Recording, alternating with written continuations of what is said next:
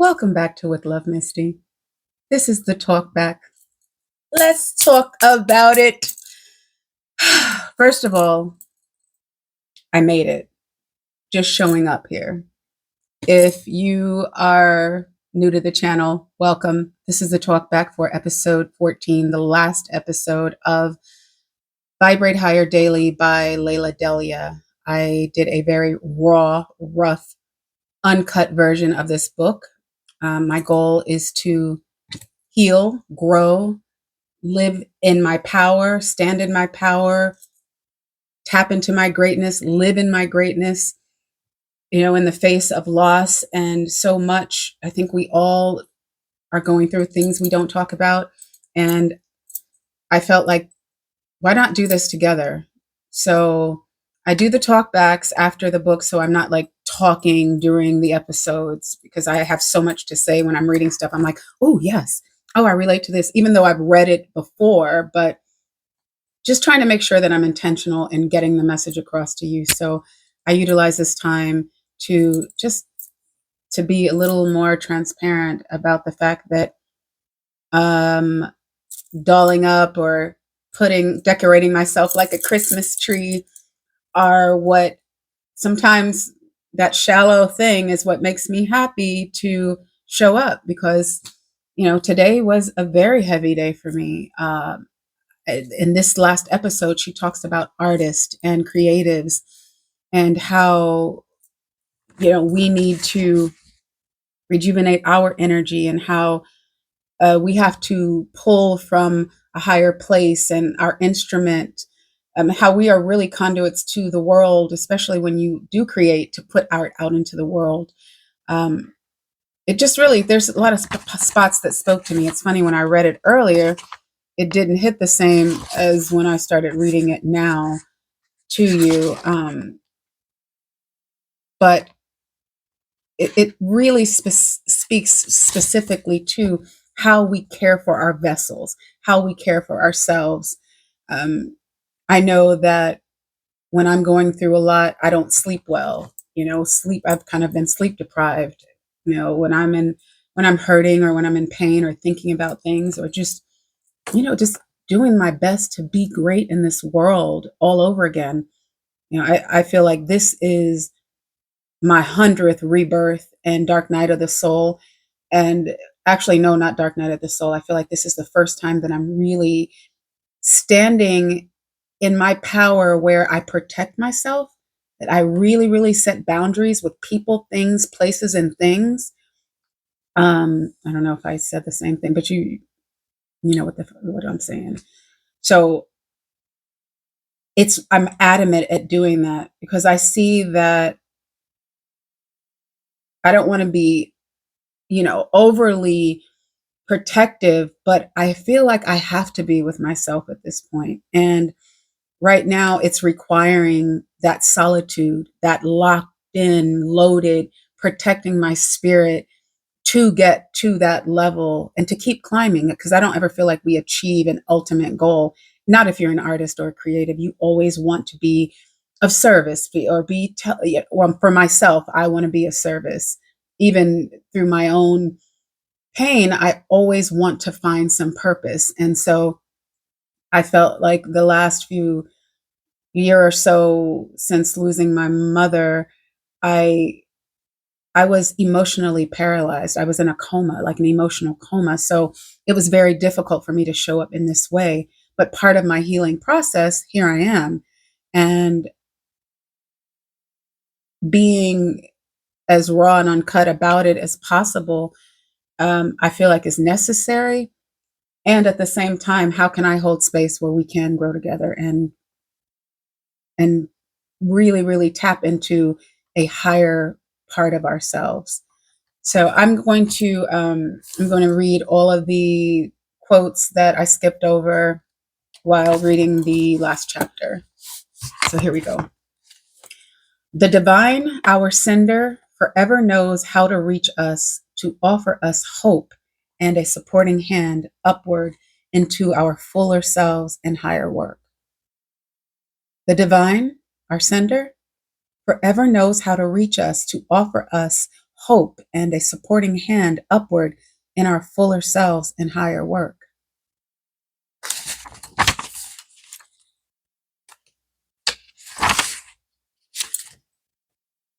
I read this before, but I'll read it again because I need to know this. This is a note to self. What triggers you controls you. Have peace and you control it. What triggers you controls you. Have peace and you control it. Definitely easier said than done. Like I said, I'm a work in progress. Let's heal together because, baby, the trigger be like, I'm like, so that's why my daily, so I have to meditate daily. I must. And breathing exercises, I will, there's 4-7-8. I do 4 and 2s, or there's a long inhale that Andrew Huberman, he's a neuroscientist, talks about how it psychologically just really slows down your heart rate. And because when I get anxiety, my heart rate goes, and that really, really helps. Breath work helps me sometimes. Sometimes that trigger just controls me, so but that's why I'm here. That's why I take a moment to try and vibrate higher every day. And I'm really intentional with it, very intentional with shifting my energy.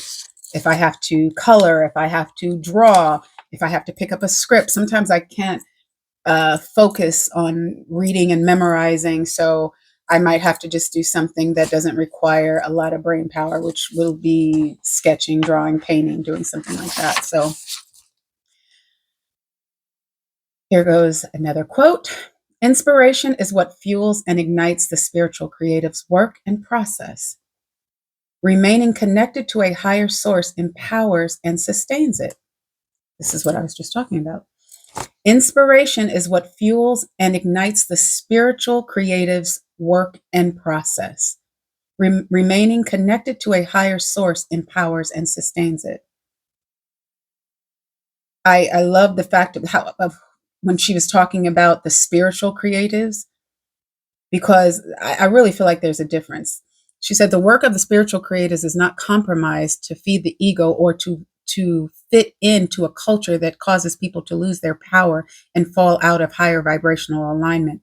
The work is to harmonize and align souls into higher vibrational beings. I really believe that that is, as a creative, it's almost like a calling, like a mandate on you in a sense to stay connected to a higher source, to make sure that your vessel is open as a conduit to a higher energy. I mean, because you really like even correct creating characters for me. I was playing a really deep character, Kendra in American Son, and having to tap into her life story and what where her vibration. I mean, her vibration was.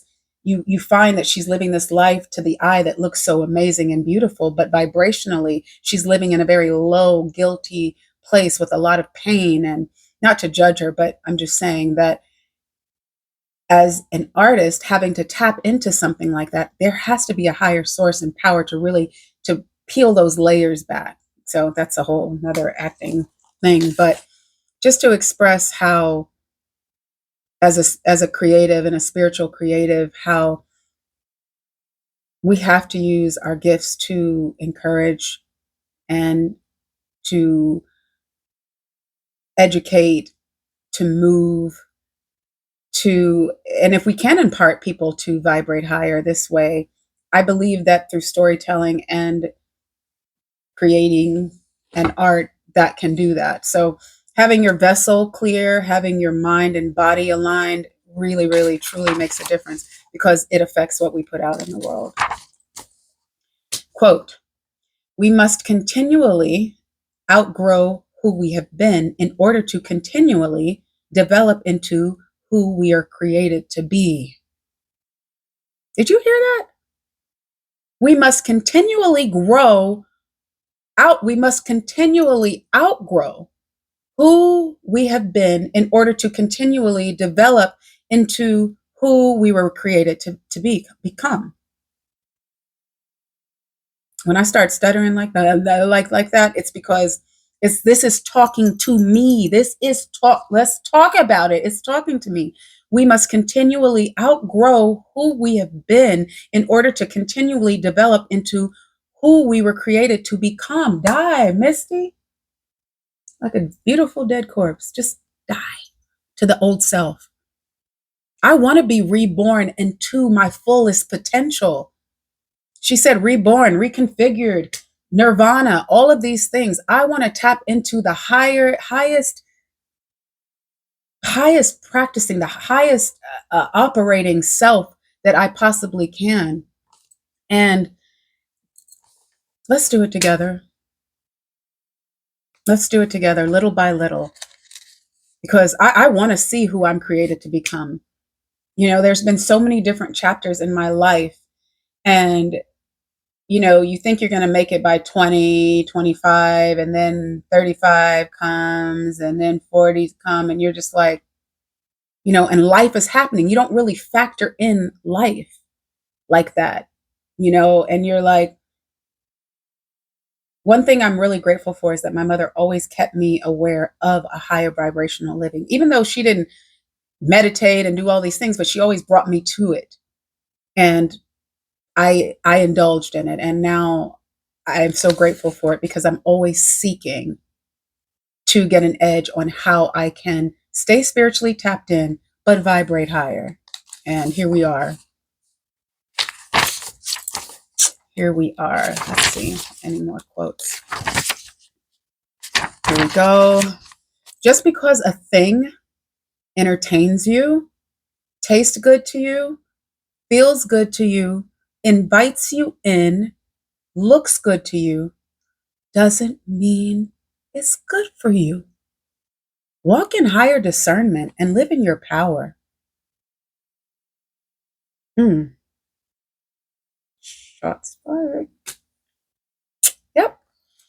Just because a thing, you guys listening?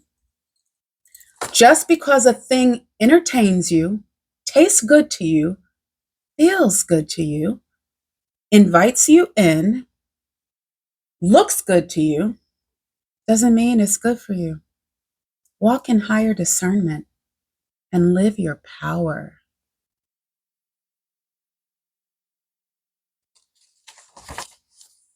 Oh, okay. Okay. Walk in higher discernment. Live your power, Misty. Live your power, Misty. Say it with me. Say it. Seriously, say it. Live your power, Misty. Live in your power. Stand in your power. That can be a mirror exercise. I don't know if any of you are into that, but to really look yourself in your face and love yourself and not judge yourself and really talk to yourself like you mean it. Like, I don't care how hard it gets, how hard it's going to be. I'm going to make it. I'm going to do this. Like, we have to get in our own, you have to be borderline obsessed and low key batshit like me, but that's okay. Because I've got love in my heart, as the love dealer, as this being, love being my superpower, it is imperative for me to love through the pain. And it is also imperative for me to walk in higher discernment and live my power. I'm doing the best that I fucking can. I am no way in hell perfect, but one thing I can say is that my goal is to walk in higher discernment, to live, to stand and operate in my power and greatness. So with all of the love in the world, this is Misty. Please take a moment and catch up on all the episodes. This whole series of Vibrate Higher Daily is in a playlist for you, so you can go through it, do the assessments, grab a journal, and real quick, I'm just going to, if you made it this far, thank you for listening to my antics. Grab a journal. I have videos on journal prompts. Even if you just write down 6 things that you're grateful for, or 6 things that you're proud of yourself about, or 6 concerns, just sit there 5 minutes and just write whatever's on your heart, whatever you're thinking, something that it's really good when you have a journal and you write in it what you won't tell other people because sometimes you don't feel like you can trust it not to go anywhere. Whatever you need to confide, whatever you do not feel safe confiding in anyone else, confide it in your journal. Purge that shit. Put it on paper. Because when you put it on paper, you make it real. I know people are like, oh, I journal in my phone, or when you take pen, I have like an old school pencil to paper, and I use pens. I'm obsessed with pens, papers, and journals. So when you really write something down, the words haunt you. I don't know where I read that, but they do. I'm going to do this. You said you were going to do that. So you betrayed yourself because you did not follow up with whatever you desired that you wrote down or what have you. But when you write something down in your own handwriting and can really look at it and be accountable to it, it definitely makes a difference. So, with all of the love in the world, I'm going to leave you again with just because a thing entertains you, tastes good to you, feels good to you, invites you in, and looks good to you, doesn't mean it's good for you. Walk in higher discernment and live your power. With love, Misty.